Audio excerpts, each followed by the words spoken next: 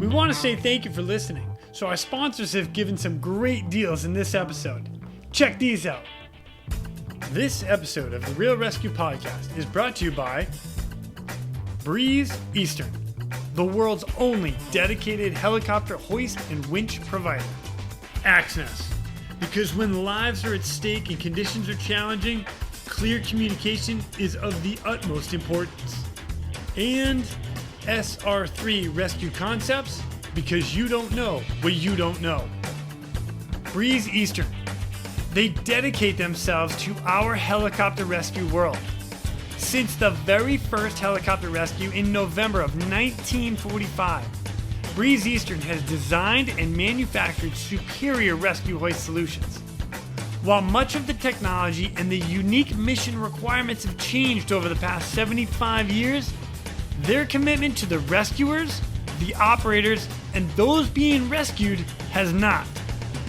Contact them today by visiting them at breeze-eastern.com. The Axness PNG wireless ICS system can bring cutting-edge wireless intercommunication system technology to any aircraft. The PNG system can be fully integrated into an existing ICS system or can be carried on and off as a mobile base station. They can go anywhere at any time on any aircraft. Plus, with the strongest and most robust waterproofed handheld in the market, this system can take a hit and keep working. Their wireless intercom systems are designed to enhance situational awareness through improved communication capability. This system brings superior noise canceling technology to eliminate rotor wash and engine noise from your ICS. The Axness PNG wireless system is currently deployed in more than 1,800 public safety, air ambulance, and search and rescue aircrafts worldwide. I have personally used the Axness system in 4 different countries and on 5 different airframes. It is awesome. If you want more information, contact them today at axness.com. That's AXNES.com. You just make sure you tell them Quinny sent me. And SR3 ResQ Concepts is a training company that can help with your helicopter training, a standardization and safety check, or maybe just an audit or an FAA refresher. They are here to bring your agency up to date with the most current techniques, rules, regulations, and equipment. The training staff is awesome. With a certified flight instructor pilots, experienced crew members, which I am happy to say that I am one of them, they offer training in rescue, medical, tactical, firefighting, ground operations, and night vision goggle use. SR3 is also partnered with Petzl to assist with personal protective equipment and the highly specific Lazard. SR3 also goes beyond the helicopter world as they provide high-angle rescue training and tactical medicine training. Contact them today at sr3rescueconcepts.com or over on Instagram at SR3_rescue.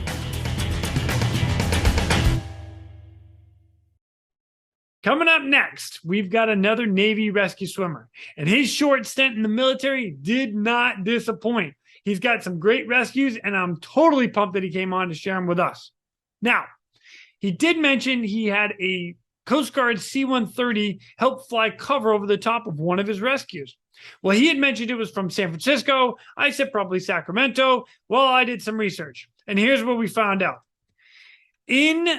Stationed at San Francisco were C-130s, which when they were moved to the newly constructed Coast Guard Air Station Sacramento in 1978, this ended the 37-year Coast Guard fixed-wing aviation in San Francisco. So we have done our research. We have the answer. And with that, up next, please welcome our next guest, United States Navy rescue swimmer, Mr. Neil Johnson. My name is Jason Quinn. I am United States Coast Guard rescue swimmer number 500. These are my rescues and rescues from those of us that put our lives on the line every day so others may live. This is the Real ResQ podcast.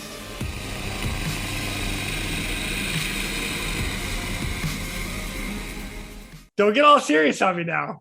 All right, let's do this. Let's go. Ladies and gentlemen, welcome back to Real Rescue. Today, I've got another Navy rescue swimmer with me.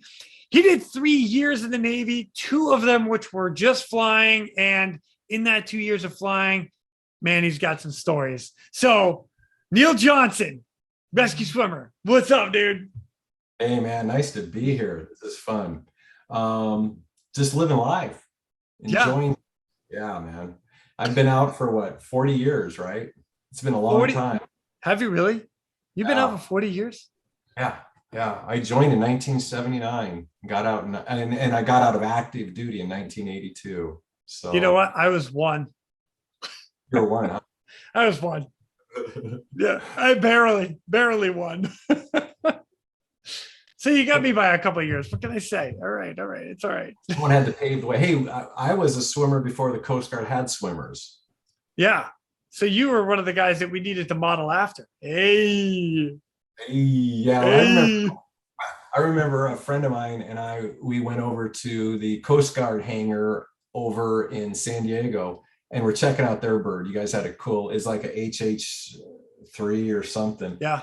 that cargo door. And we're like, yeah, this is cool. And then we started looking around and goes, do you guys use swimmers here? They go, no, we just put this cage in the water. We're like going, what? You put a cage in the water?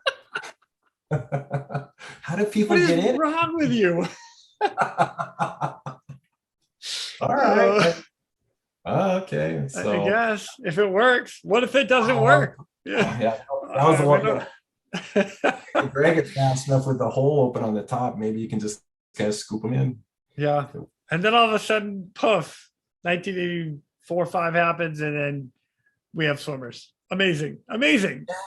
That's cool. That's cool. Yeah, I think why should we have all the fun, right? Yeah. See, thank you for giving us your fun. All right, you guys, the Navy was like, Coast Guard, this is a really good time. You should try it. Oh, okay. Wow, this is amazing. We're all probably sitting around the bar somewhere and telling stories, and you guys like getting all depressed. What? Oh, I want to do that. Oh man, that's great.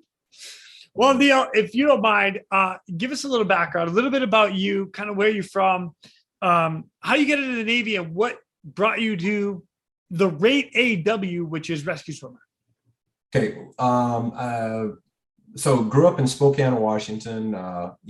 Typically in the winters you're up in the mountains skiing, and in the summers you're at a lake. We have about 60 lakes within 60 miles of Spokane. So your mom and dad have a little cabin. So I grew up with little Hobie cats and water skiing and fishing and snorkeling and chasing fish, stuff like that.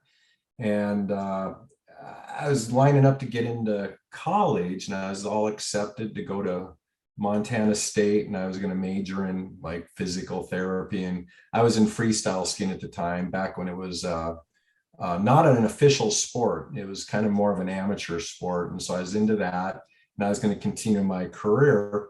And I got a phone call from a recruiter, and he goes, and because I was also taking flying lessons, I was flying around in a little 150 out of Deer Park. It's just a little city out north of Spokane by about 15 miles. And I was just trying to learn how to fly an airplane.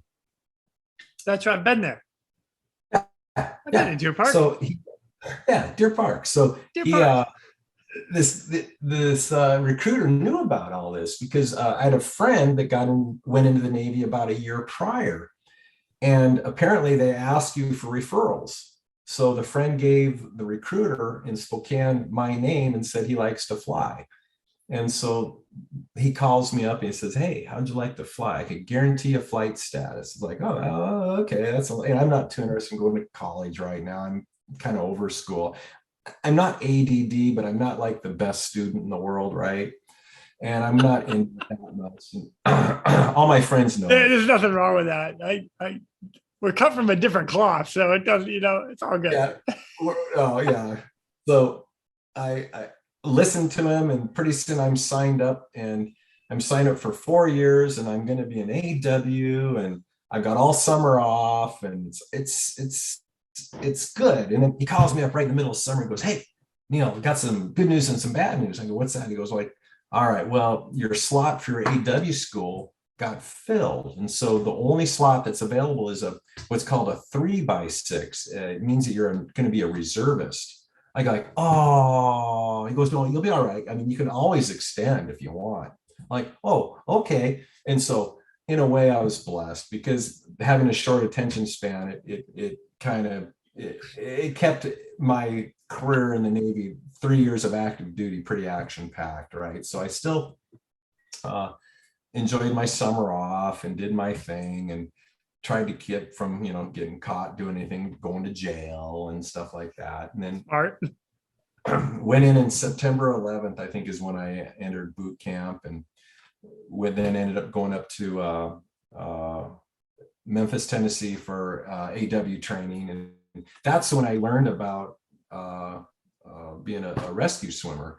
We had no clue that there was such a thing when I was being recruited. I just knew I'd be flying around some airplane, something and whatever. And so as I was going through school, you get different instructors, and none of them were helicopter guys, but they'd always talk about these helicopters. Oh yeah, you gotta be a good swimmer. Yeah.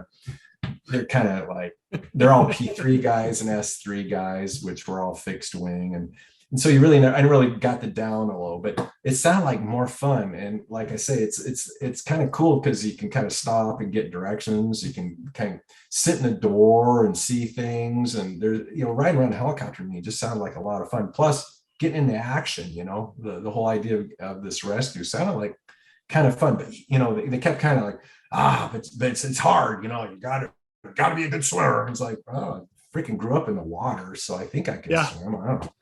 Right. And then they ship you off to Pensacola, and you go through air crew school, and you get in the water and you start playing around with the equipment, and it still was fun, and I loved it. And then on and on through SEER school, and then you go through SAR school, and the SAR school is back in San Diego, where you'd run around the San Diego zoo, is like a little 5-mile run after you did about an hour's worth of PT, after you did about 3 hours in the pool doing square laps. So it was good. It got us all into shape. And then you go to your reg squadron, and you you go to the fleet. Right. And so that took about a year of training. And then I was in the fleet for 2 years. And then I ended up getting out and started back into college. But then, because of my short attention span, I only took the core courses, and I was kind of leaning towards building construction, and that got boring because I wasn't making money really. I was teaching skiing, washing windows, all the stuff you do to make money as a poor college student, right? Back then, they didn't give you money to go to school. If you gave them $500, the Navy would give you, 1,000. They'd match you and give you double whatever you gave them. So I kind of had a little modified GI program going on, but it really wasn't like that much. So I quit school, got my real estate license, moved up to Alaska. Nice. Started selling real estate up there, and got into property management, and did that for about 3 years. And then I moved back down to Spokane and got into real estate with my family. And then we grew the company and grew it and grew it and grew it and grew it. And now it's like 30 years later, and the company's merged into about 4 other companies, and we're one of the largest companies here in the Northwest. We have about 26 offices. And holy smoke, good for you guys. Well, that was it's the Navy, man. I credit it all to the Navy, and the persistence, and the getting it done, and the drive. Without that kind of work ethic and persistence, it applies to every aspect of your life once you do that job. And it's just what you want. You always drive for something better, right? I love the fact that that's where you're at right now, because as a matter of fact, one of the guys that came on this podcast, Todd Davis,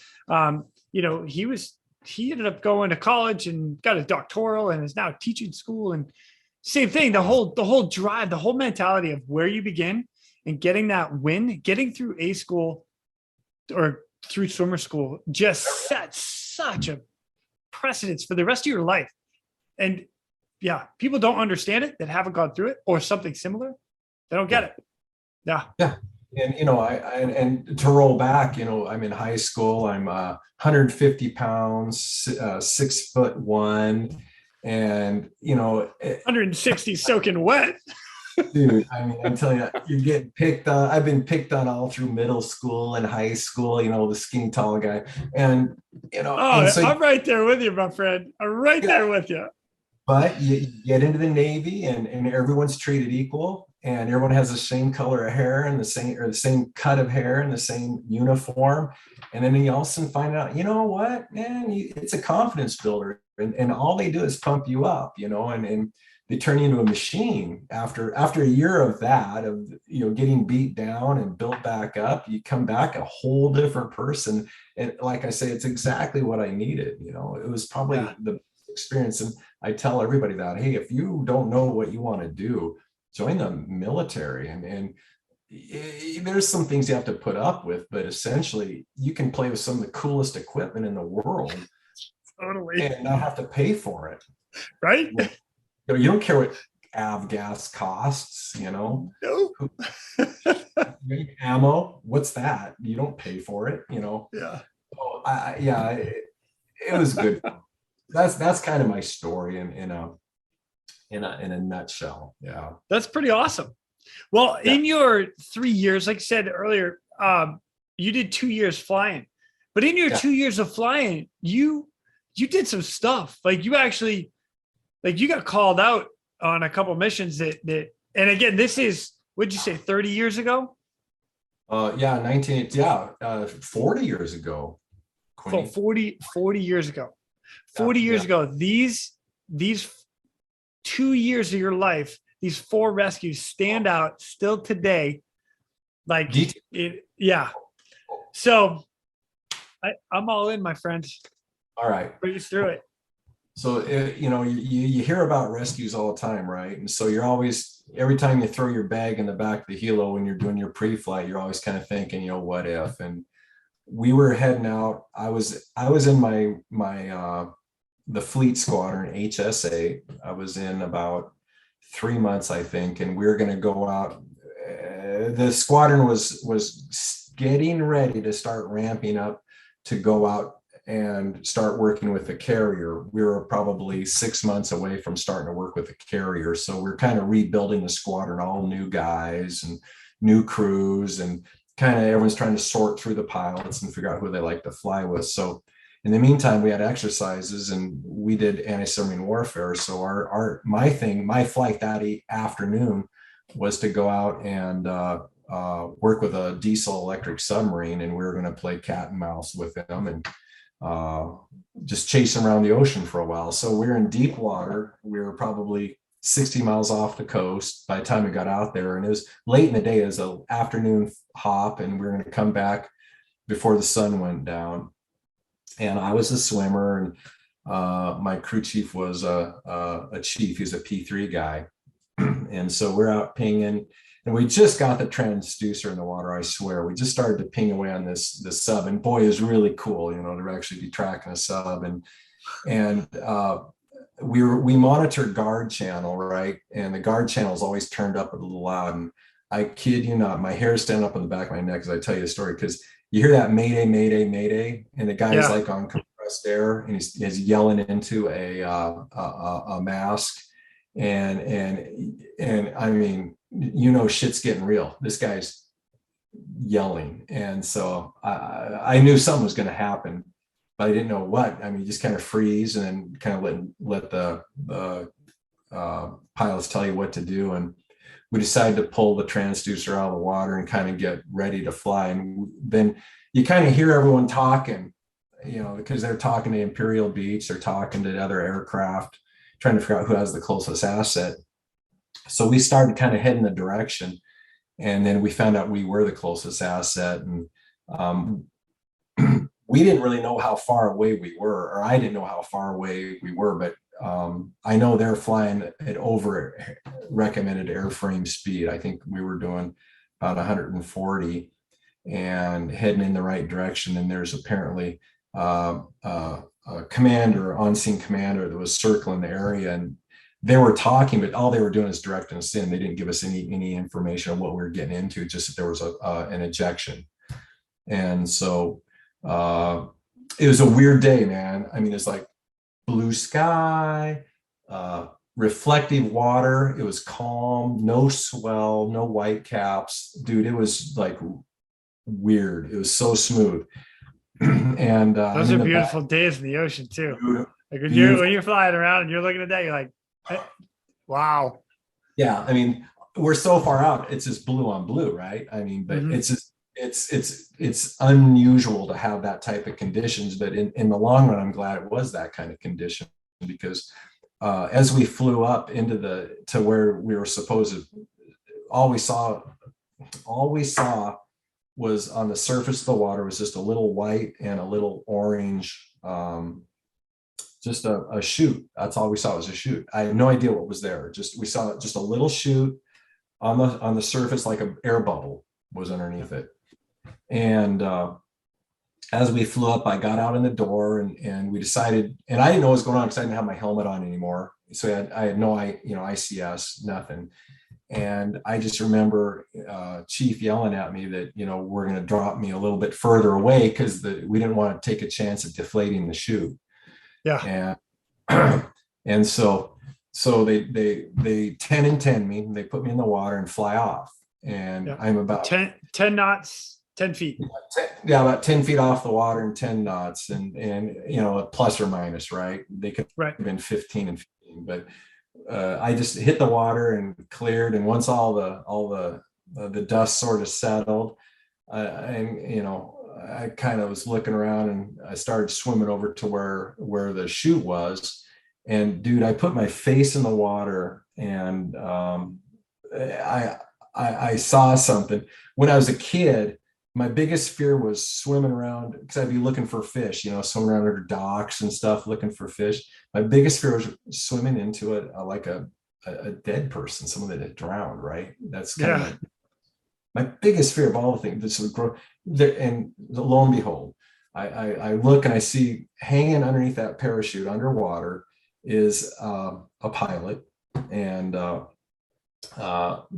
shroud lines are fully extended, and he's on the end of the shroud lines down about 30, however long your shroud lines, and the chutes goes down a little bit too underwater too, so 35 feet underwater maybe. Okay. And it's the ribbons of that light blue of the ocean. It's dark blue and light blue, and this guy in his green flight suit is suspended under that chute, and I'm just going like, oh, I'm on a job, and I'm here to get that guy, and I'm going to get that guy. That's, I'm going to figure this guy out, no problem.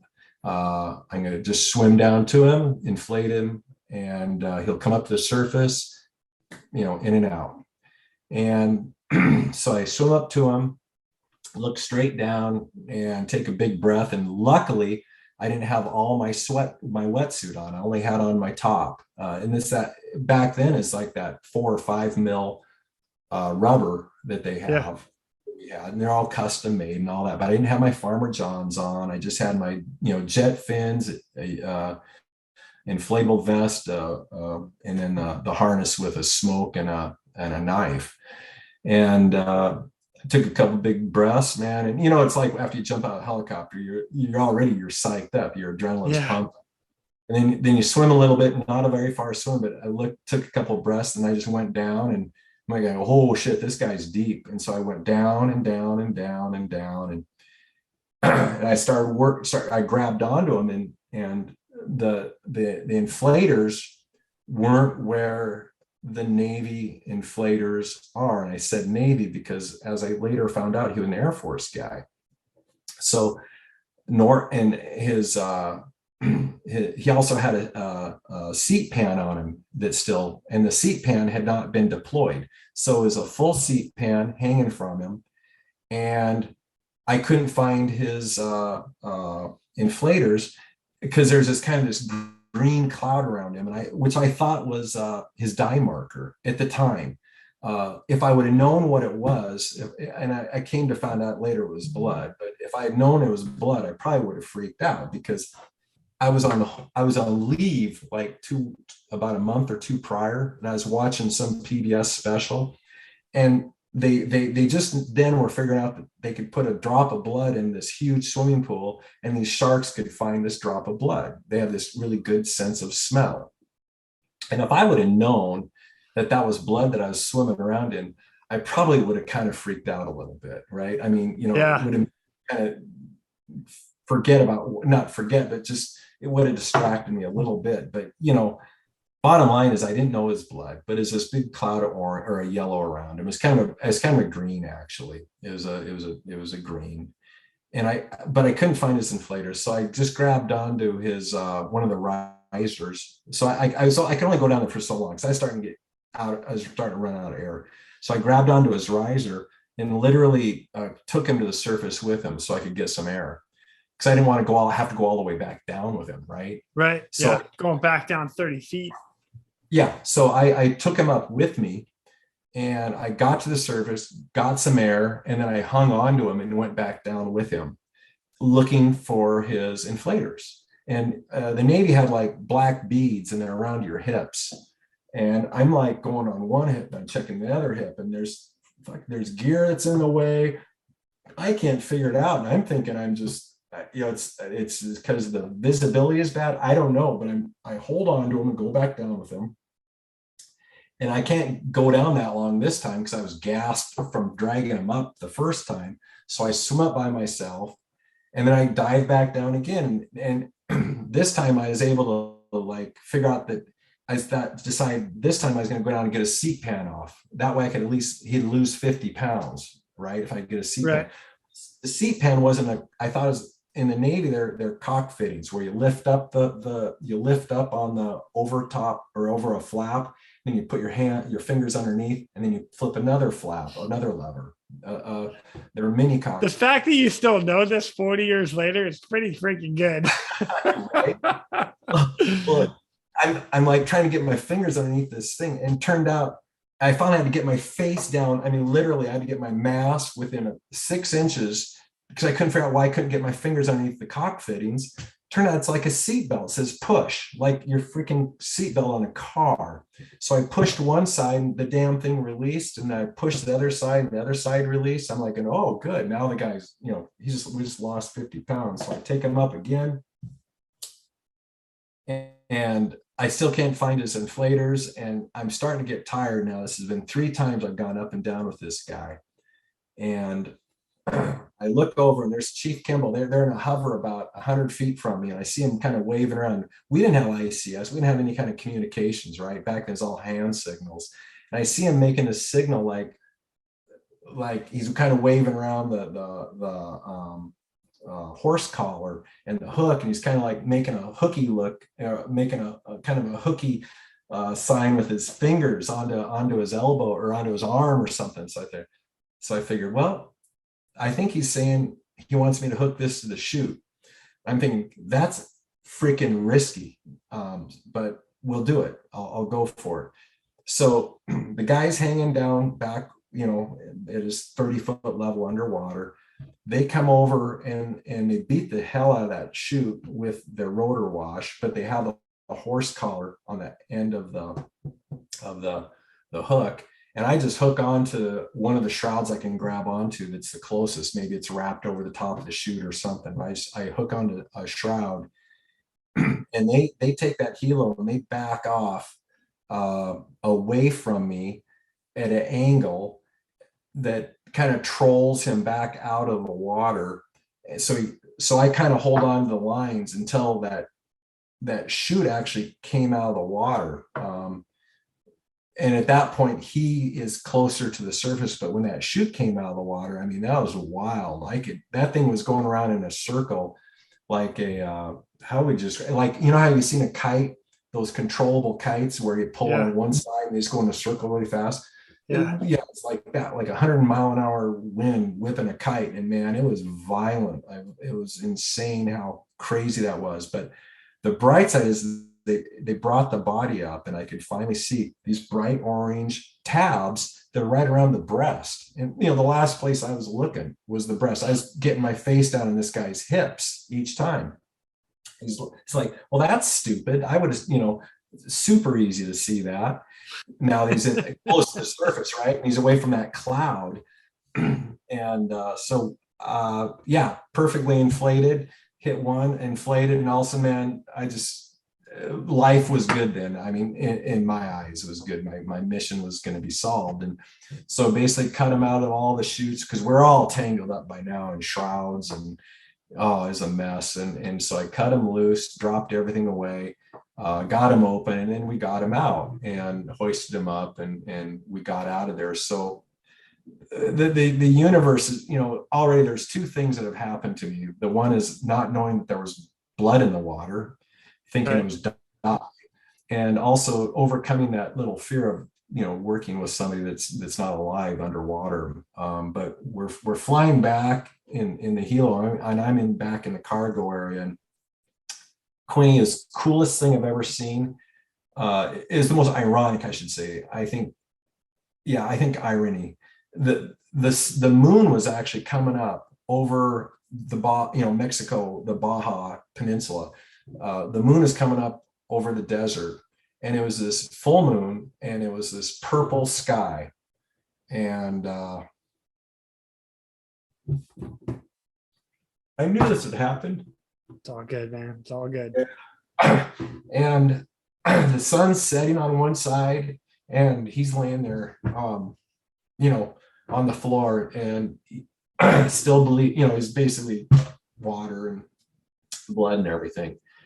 But it's just the irony of it was seeing this kind of a moonrise in that scenery, because the window's fairly decent size on that cargo door, and just sitting there going like, wow, man, it was like, it's like getting light. I don't know, it's something weird, but we ended up coming in really hot back to San Diego, North Island, and we landed right at the terminal, and everybody was there, and we offloaded him, and he didn't have a helmet, his gloves had been blown off during his ejection. At the time, I didn't know it, and we couldn't figure out what happened. But as we later found out, I was having lunch, and I ran into a guy who was running the air traffic control for Imperial Beach, and was actually watching it. It was a dogfight. There was two F-14s versus an Air Force F-15, and the Air Force F-15 disintegrated, and they were tracking him at Mach 2.5, apparently 1,700 miles an hour is what TC said. Yeah, I had no idea, right? Yeah. But we offloaded him, and we rinsed out the helo, and we taxied back to the flight line. And I hear the pilots, man. It was so weird. I hear the pilots going, did you hit the, I don't know what is the detent or something, shutting off the fuel? Nope, I didn't. Did you? We ran out of fuel, man, right when we were getting shocks. And it's like, wow, that was close. So that was, and then which is even more interesting, just that particular weekend, this was like on a Thursday or something, my parents were actually in town with my little brother that night, and they were going to take me to dinner, and they're wondering where I was, right? Because we ran really late, then we had to debrief it. But to have that kind of support there when something like that happened, and when you're 20 years old, I mean, that was pretty shocking to go through that whole thing. It was pretty cool. Again, it's kind of the universe does things for you, and if you recognize it, it means a lot, right? Yeah. So that was kind of the first thing. We ended up going through a big hearing, not like a formal hearing, but I would say there were 6 Air Force guys with a lot of scrambled eggs on their hats that were talking to me and my first crew about what happened. And I think what came out of that, and it was that at North Island, they maybe weren't training on Air Force equipment that well. It was all keyed on Navy equipment. And so, and we didn't have inflatable saltwater activated inflation back then. You know, it was all manual inflation. And if you're unconscious and you eject, or you become unconscious after you eject, there's a good chance you're going to drown. Right. Yeah. And that's what happened. I don't know if the guy actually survived. Turned out the back of his skull was fractured, and there's all kinds of issues that I couldn't tell. Right. You're in the water and just focusing on getting him out. But yeah, the cause of death on that one was drowning, which was interesting. Yeah. Neil, holy cow. That was a good one. Yeah, that was a wake-up call for this kid. Yeah. But then, you know, it was good. It made you face all your fears, right? And then you also, you can do anything. But you know, I really like how you said you had a support system when you got back and didn't even realize you needed it or wanted it at the time. You know, no, I just saw my parents were going to hang out and visit me, and then I mean, what are the odds, right? Otherwise, I just go to the barracks and, you know, grab some food somewhere and hang out at the barracks and listen to radio, right? You know, so it was pretty cool. Again, the universe works in mysterious ways. The second one I had was speaking of universes. We were now HS8 was on workups, and we're out working up with a Constellation aircraft carrier CV64, and we're off of San Francisco, and we're doing night operations. We're doing carrier quals for all the squadrons, and so. Hey, just out of curiosity, how much time is between your first case that you just had with the pilot and this one? Because I mean, we only have 2 years that you get all this stuff in. So probably it's on workups, and I think probably 4, maybe 5 months. Oh my gosh! So it's still, the other one's probably still pretty fresh as far as you know what you went through, what you saw, having to deal with stuff, talking to a lot of people, lots of debriefs. Got it. 4 months later, now you're off San Francisco. And I got this creepy feeling. We're up flying, and it's rookie night. For some reason, the squadron decides to put 2 helos up in the air, and it's the rookie pilots. And so I'm in helo number 2, and there's a helo number 1 that's primary. We're secondary. We're doing starboard delta. It's, I don't know, probably 11 o'clock at night, 10 o'clock at night. We're flying around. So I don't totally know what starboard or alpha delta. What's alpha delta? Starboard delta is anytime delta, sorry. When the planes are doing night operations, either they're taking off or they're landing. We're over on the starboard side of the aircraft carrier, doing a delta pattern. It looks like a big D or a big circle, just flying around doing circles. We're in the air for 3 hours waiting for something to happen. We're like the lifeguard, right? Gotcha. And that's while the jets are doing their touch and goes to the aircraft carrier and whatnot. Yeah, exactly. Okay. And got it. The reason, and we're right off of San Francisco, so that in case these guys, you know, it's nighttime, it's a little on the rough side. It's not very windy, but it is.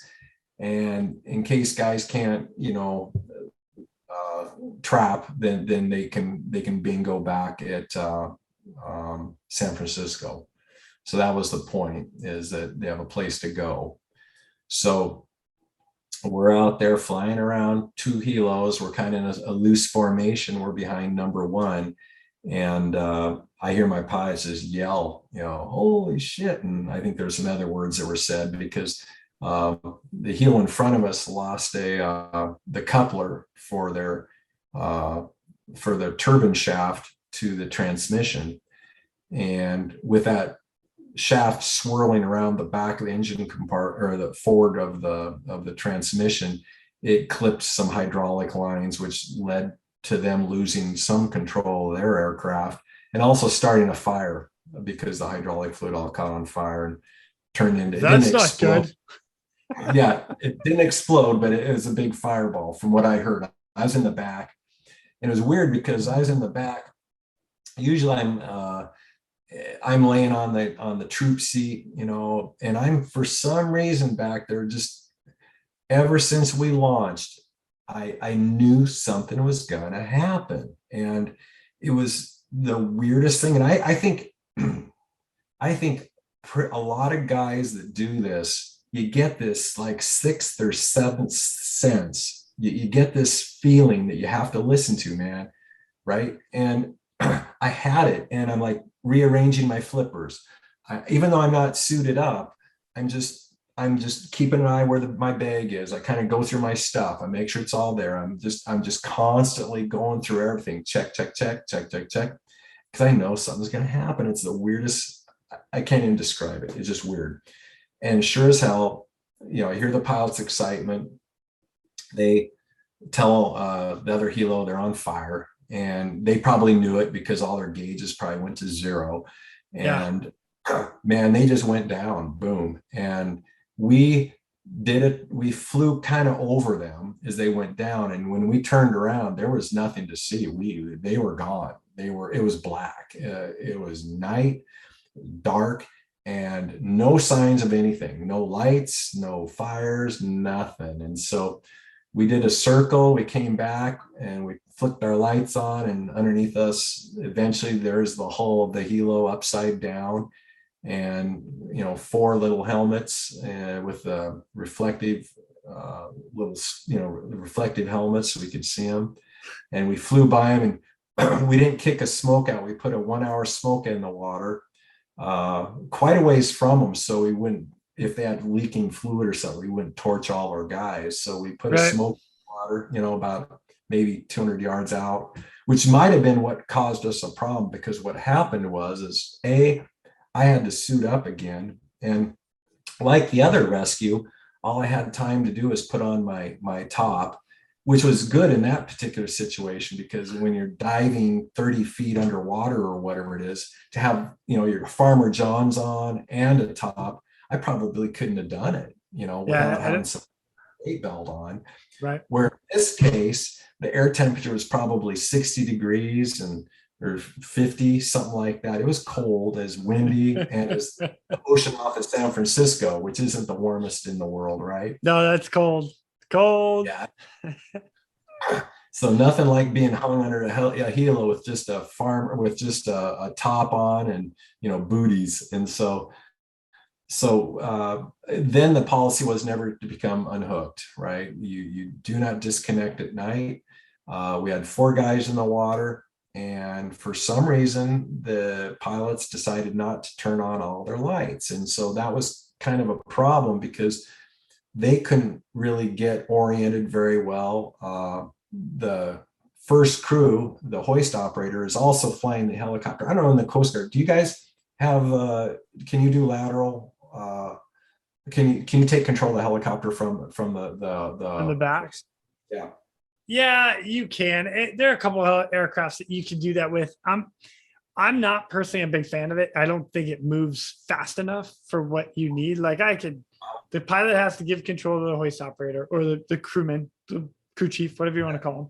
And then you can move the aircraft in a direction, like even to 45, like forward and right. But again, by the time I put all my inputs in, I can just tell the pilot where they need to go and get there. And the technology in the aircrafts today, you could literally hit like an auto hover, depending on the aircraft, auto hover, it'll hold you in a direction, then you just move it around a little bit. So there's a lot of options nowadays in comparison to what you guys were flying.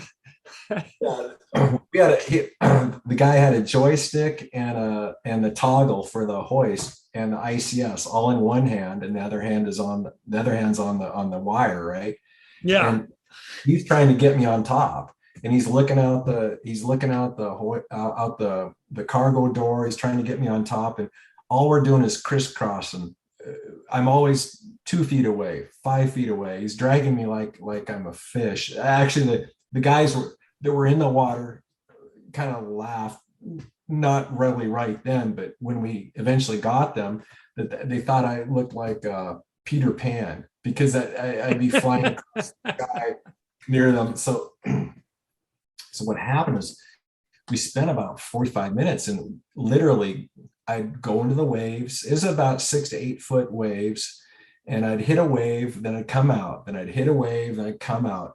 And each time I was getting electrocuted, you know, you get that little shock that goes through you. So I was doing it so many times. I finally got onto how to dissipate the electricity without getting that feeling, is to kick the wave as it's coming up to you, just kick really hard. So I got really good at that, rather than getting that jolt. I'd kick real hard and it kind of dissipate the electricity. But I was only able to grab one guy because we couldn't stay on top in a steady hover. And I was lucky to grab him, because as the helo was kind of moving sideways with me dragging through the water, I reached out and grabbed one of the helmets that I saw coming. I remember it just vividly. They're all 4 huddled, and I just reached out, and, you know, being 6'4" gave me some wingspan, and I grabbed the one helmet, the back of the helmet of A.W. Marshall, and Marshall's like 240 pounds. I didn't realize I was grabbing their rescue swimmer, so I grabbed the only guy that had a full wetsuit on in San Francisco water, right? That's funny. I bet you they were all pissed when they saw me snag him out of the water too. Like, what the hell, man? Dude. He's fine. He's all the guys, he's sitting there sipping a beer, you know. But so I grabbed Marshall and I hook up to him, and it's like we go up, and they actually called us off because we were having problems, right? And by then the Alert 30 bird, the backup to the backup, got launched, and they picked the other 3 guys up without any effort. But hell, you know, it kind of, so we land, right? And I've been in the water, you know, I felt like I was kind of cold. Actually, I was pretty cold, because we landed on the deck, and they had shut down all operations, right? They cleared the deck, right? We land right in front of the island, and all these medics come running out, and they look in the cargo door, and there's 2 swimmers sitting there, and they're like looking at us, and I like look over at Marshall. I just point to him, and they take this Marshall, like I said, he's like 220, 230, just huge, and they load him on the little stretcher, right? And then they run off with him. And I'm like sitting there going, hey, whatever, man. You know, I'm just sitting there. So I just kind of hop out, put on my tennis shoes, and I just hightail. I just run down to our berthing area where the showers are, man. And I don't stop. I don't say go. I don't do anything. I'm out of here, you guys. You know, and the first crewman can shut the helo down. I got to get warm, man. I'm going hypothermic, you know. And so I'm standing in the shower, just trying, and these showers they have on the aircraft carrier back then, now they probably like steam showers with multiple heads. But back then, it's this little shower head, and you had to depress this little button, you know, for the water to come out. I'm like just holding this thing, just waiting for the hot water to come out. I'm just standing in their hot water. People are asking me questions. I can't even answer them, because I'm like, I can't talk.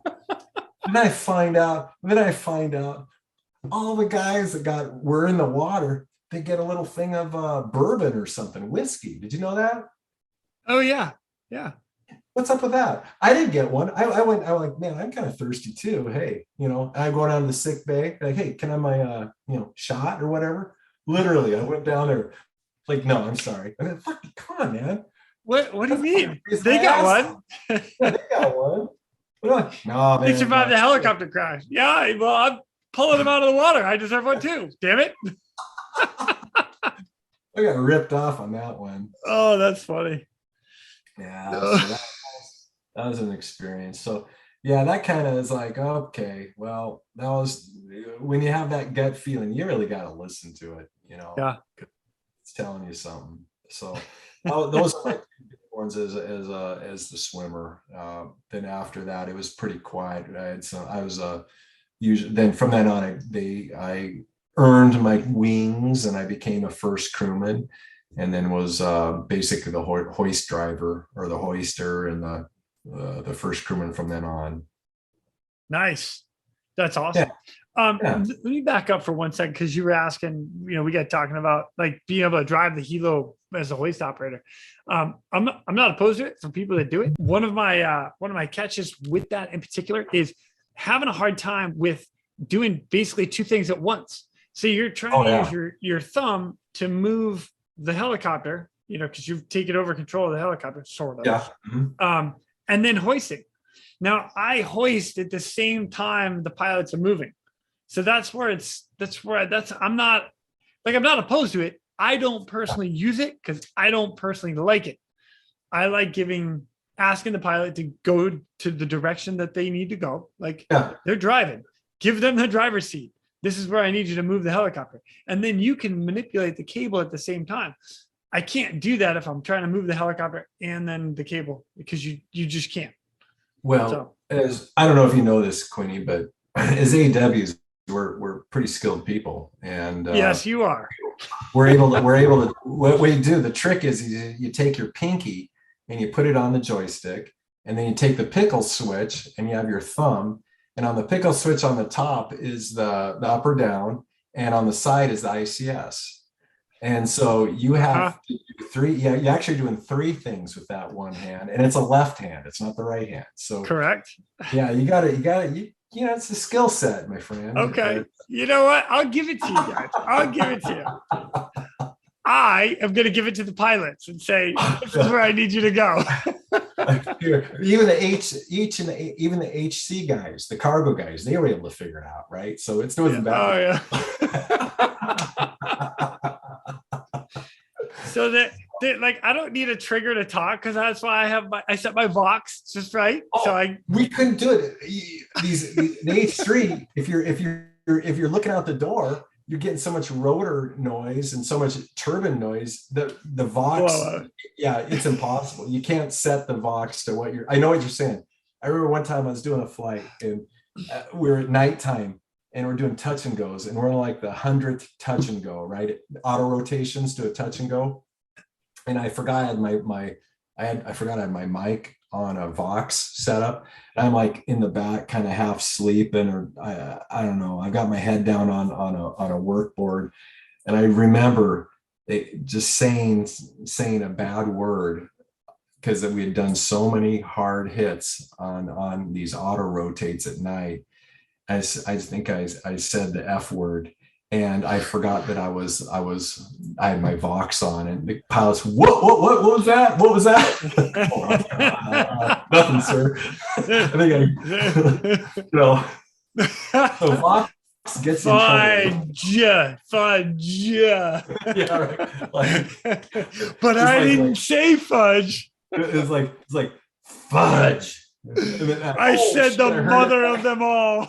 Oh man, it's so embarrassing. So then from then I learned my lesson about Vox. But yeah, you can't. Back then we couldn't stick our heads out the door, see what's going on, have Vox. I would have loved to. And hell, half the time our ICSs became unplugged. We had this weird little plug. It had about the throw on the plug was maybe about 3/8 of an inch, right? So that's all your contact area that it inserts into the plug is these. Like now it's like a stereo plug. It's like 2 inches, right? Or whatever. This thing was literally 3/8 of an inch, and so you turn your head wrong, or if you had a loose thing, you would become unplugged, and the pilots are wondering if you died back there, and you hear them. You can't hear them. You can't talk. And so that was a problem too, is losing your ICS when you're in the middle of a situation. If you're turning your head too much, or if you have not enough cord and it pulls out of your back of your helmet, that was super awkward back then. Hopefully they fixed it by now. It's better now. It's way better now. They finally ironed out those bugs. Yeah.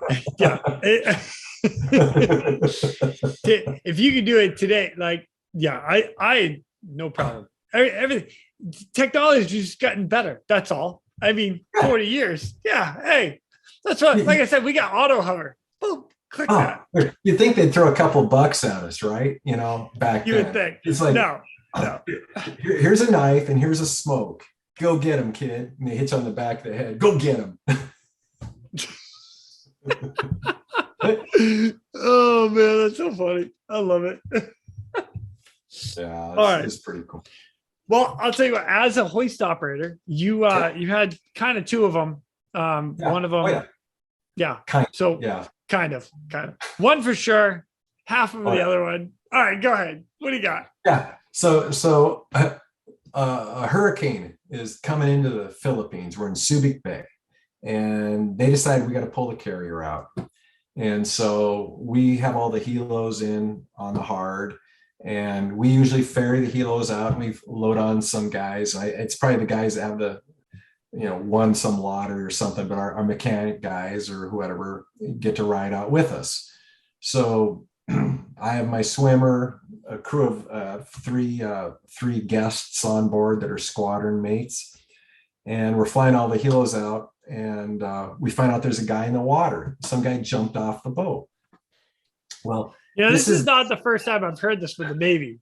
I'm gonna throw that out there to you guys. What the hell? Yeah, we're like flying along, and the boat's already 3-4 miles off, away from the port, right? I mean, it's going, it's in the Philippine Sea almost, and we're kind of looking at each other like a man overboard. Oh, okay. So come to find out, this guy's a repeat offender. When we left the first time, he jumped off and tried to swim back. Apparently had a girlfriend or something. Of course. On the second time, same thing happened. And so it's my guy, It was a different girlfriend this time. Yeah, probably. But we get the call, and I put my guy, we do a 10 and 10 and just put my guy in the water, and then we circle around, and my guy, you can see him up there kind of talking to and the kid's swimming away from him. I think that was the first indicator. The kid's swimming away from my swimmer. So my swimmer got him. My money's on the swimmer. I'm just going to throw that out there. AW is going to win that one. Yeah, I got fins, dude. And I got no problem drowning your ass and then bringing you back to life. It's okay. When was the last time you swam with steel-toed boots, man? So we come up to do a pickup, and so I'm starting to get ready, and I'm in the door, and I got, getting ready to get control of everything. They give me control of everything, and I start zipping the hoist out, and I feel a little tap on the back of my helmet. And one of my mech guys, I kind of look back and like, what the fuck? Why are you tapping me on the back of the helmet, man? I'm busy, right? I mean, think about it. I'm trying to go get my guy in the water. Yeah. A knucklehead over there. On the back of the helmet. Thank God, as I'm putting the hoist out, I look up, and up on the wheel, there's just freaking hydraulic fluid just spewing out of one of the hoses up there. We broke a hydraulic line, or a hydraulic line broke when I activated the hoist. So lucky for me that happened. So my hoist was out about 3-4 feet, and I stopped running it out, and kind of told the pilots what was going on. And so left AW3 house in the water with the what would you say? He'd be a unhappy overboard guy. Yeah. The escapee, or whatever you want to call him. Yeah. So we left him in the water, and we flew back and made a landing. Little did I know, then I decided, well, I put the hoist back up in the housing, and so that's when I pretty much exhausted all the hydraulic fluid out of the tanks, because we couldn't fold the blades all the way back, because just that little bit of hydraulic fluid that I put out of the hoist didn't give us enough to fill the pistons that close close the rotors, so we can stow the helo. So I was lucky that I was tapped on the helmet, because we didn't have that much hydraulic fluid to spare when we landed. So I guess whenever I get into situations, they all tend to end very close to not well. Run out of fuel on your first one, running out of hydraulic fluid on number 3. Yeah. All right. Yeah. The other one, not a lot of coordination, pulling people out of the water. Yeah. So But we had, How'd you get the guy out of the water? well, the other helo, we had another one that was coming up behind us, Oh, and okay. so they ended up putting interesting story. My guy really had to take him under control to take him out, to put him in the water, or to get him on a hook. They horse collared him, and he was fighting him a little bit. Once he got in the helo, apparently there would have now been two swimmers, a hoist operator, and a pilot and a co-pilot.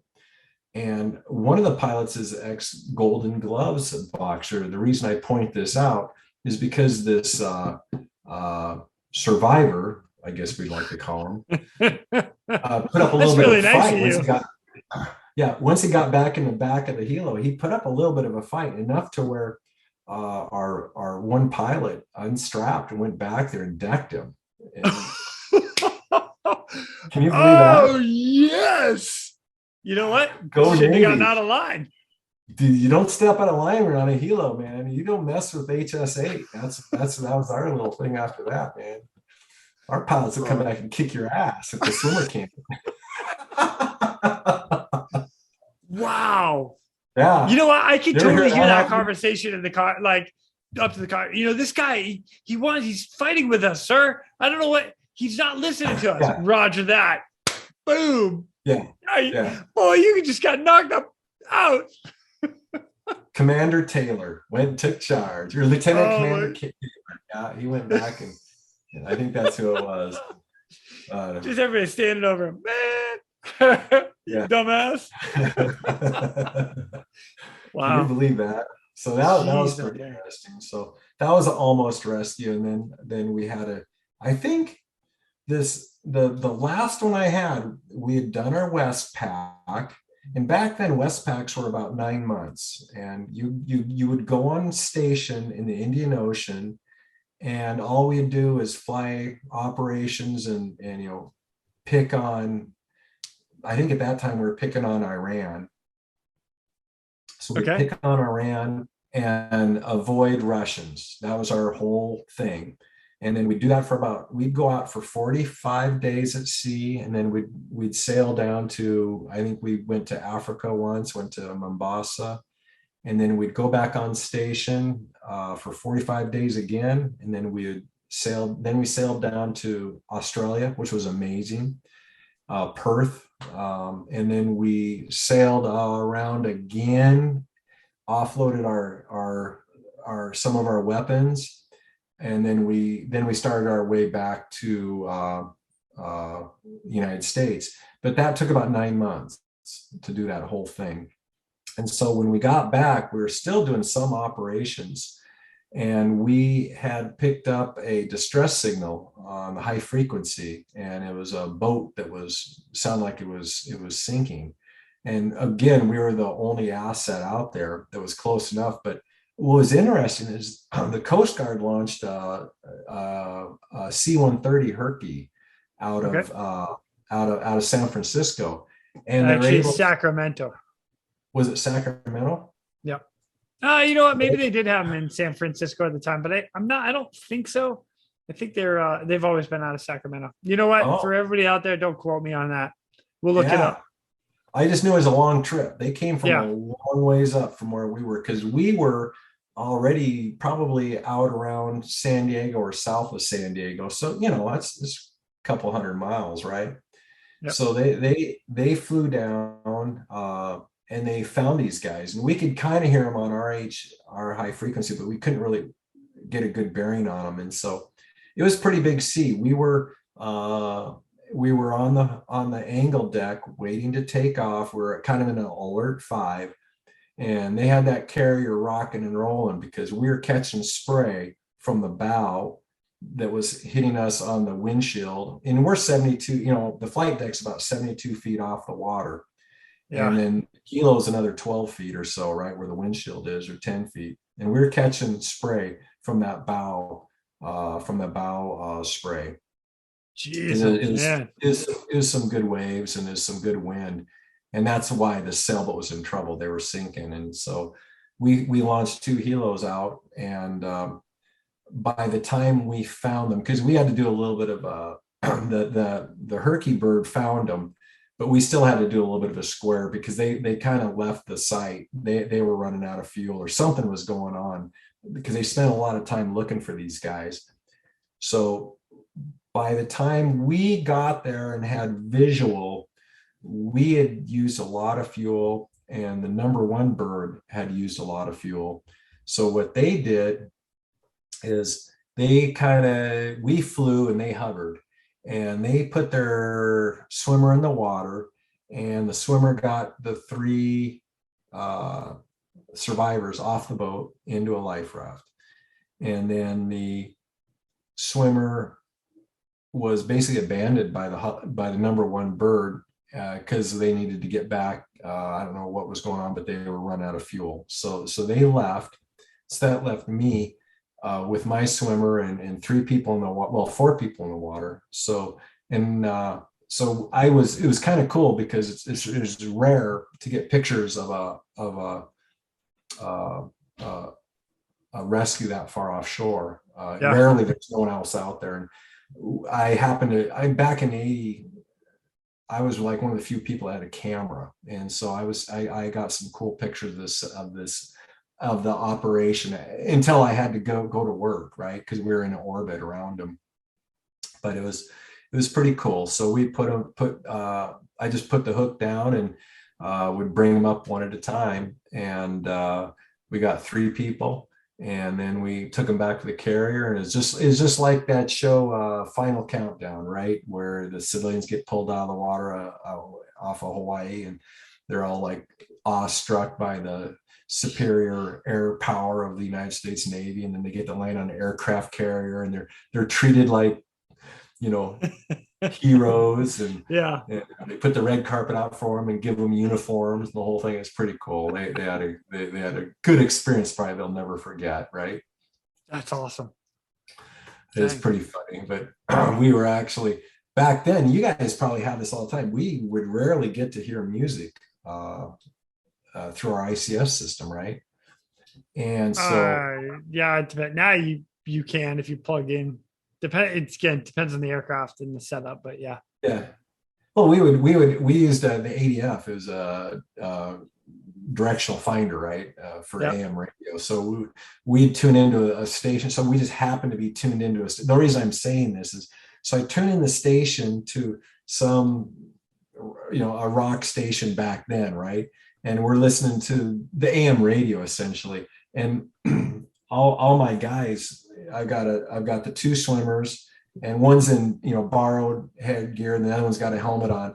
They start dancing in the cargo area to the music, and I'm like, these survivors, these wet people, are sitting there looking at these people while I got two guys in wetsuits dancing in the cargo area, right? They must have thought we were crazy. What is wrong with these Navy guys? Yeah, just freaking nuts. Yeah. They're rocking out. No, they're doing the air guitar. That's what it was. They're dancing air guitar, and like, oh God. So that was fun. That's stuff you did when you're 20, 21 years old, man. Stuff we got. Man, that is awesome. What great stories. Neil, these are amazing. I love it. I love it. I enjoyed them. Heck yeah. It's fun to tell somebody the story that knows what I'm talking about, right? Yeah. A lot, you've been there, the scene, what it's like when, you get the tap on the shoulder and the adrenaline and the noise, and, you see these movies and these people are having conversations in the cargo area of a helicopter. I'm like going, I'm half deaf from just trying to have a conversation with somebody. You pull your headset back a little bit or your helmet out so they can yell in your ears. You don't want the pilots to hear what you're saying, or whatever it is. You can't hear anything, man. All you hear is, it's crazy. So no one gets it, but guys like us, right? Right. The guys that have done it. Yeah. So, and for anybody that hasn't flown, that doesn't understand, just put a loud horn next to you and try to talk. And that's I guess that's the closest you'll get to it. Yeah, stand next to a jet engine, instead of getting on the airplane when you're on going on a flight somewhere, just stand next to the back of the jet, the jet engine, and just sit there and have a conversation or try. Right? Yeah. See how it goes. Yeah, it goes. Yeah. So it is great, but that whole all that stuff just added up, and I took it for granted. That's what kind of, all that stuff. That's not normal, and I thought it was normal, right? You Right. get Right. conditioned to this whole scenario, this environment, you know, aviation, right? It's hours and hours of sheer boredom punctuated by seconds of sheer terror, um, Yeah.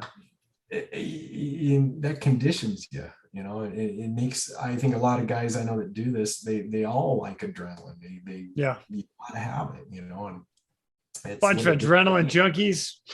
yeah, can't beat it. Can't beat it. But no, it was a great experience, man. And you take it for granted sometimes. At that age, you take everything for granted. It's normal, Yeah. but it's not. It's not normal. Yeah. It's, It's well, pretty I don't think, I think, like, I'll speak for me and me alone. yeah. The older, the further I get along, like, I love to fly. Now I'm blessed at the fact that I still have an opportunity to fly. And I look at stuff. We were actually just talking about this a little bit ago, but I did that flight the other night, and coming around, full moon, reflecting off the water. I'm playing with a $16 million helicopter hoisted into a platform in the middle of the ocean. I mean, it's that perspective of like, this is freaking awesome, Yeah. And sometimes I wish I had that at 20 years old. I remember sleeping in the back of the helicopter. Yes, I called it. I said it. I was sleeping in the back of the helicopter, Oh yeah. and All the time. we fly over something amazing. And they're like, oh, look at that. That's so cool. And I sit up. I'm like, yeah, cool. And then I go back to sleep because it's a Right. freaking 2-hour flight to wherever we got to go. I don't give a shit. Fact of the matter is, whatever Yeah. I was flying by, I'm never going to see that again, ever. No. What the heck was I doing? Yeah. Oh, Oh, I know it's, well, when you guys had it, at least you saw land most of the time. yeah. When we were flying, we'd be happy to see a fish. I mean, we would sit in the doorway. We sit sit on the, in the Indian Ocean. It's just like bright. It's just blue on blue. There's no change. And so if there's anything on the surface, you'd see it. And so we'd always fly over to it, because there's something to look at.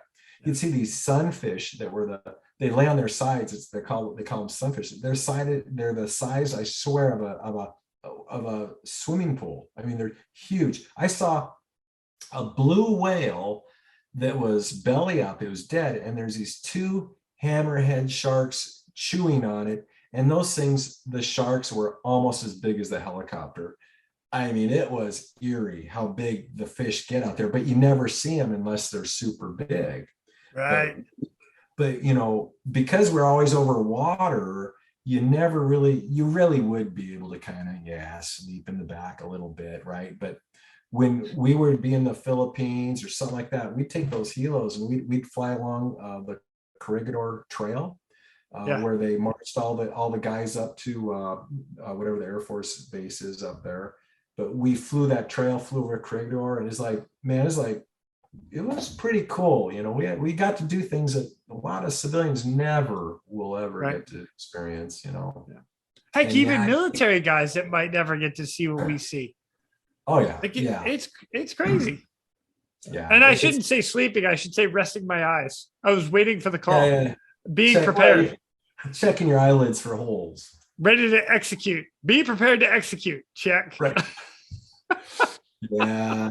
Yeah, it's the things we'd get away with. I remember when we went to Australia, we'd fly into Australia before the carrier even got there.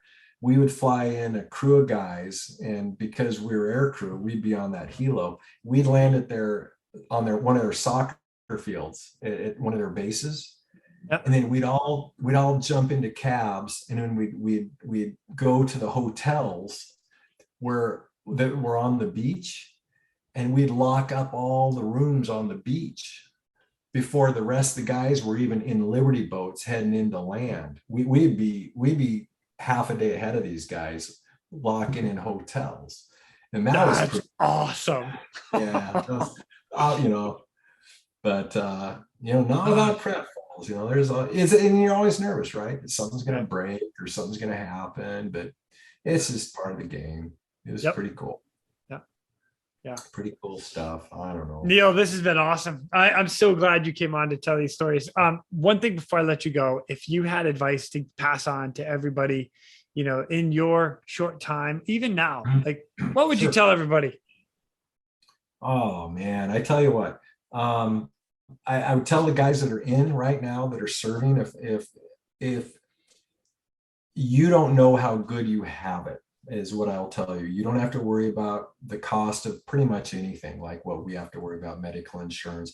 Everything you have can fit into a couple duffel bags, and you're playing with some of the most expensive equipment in the world, doing some of the stuff that I guarantee it 20, 30 years from now, you look back and go like, oh yeah, that was cool. I know you take it for granted now, but now you do, but you won't. And so just relish everything and enjoy it and do as much as you can, because that is not normal what you're doing. It's not normal.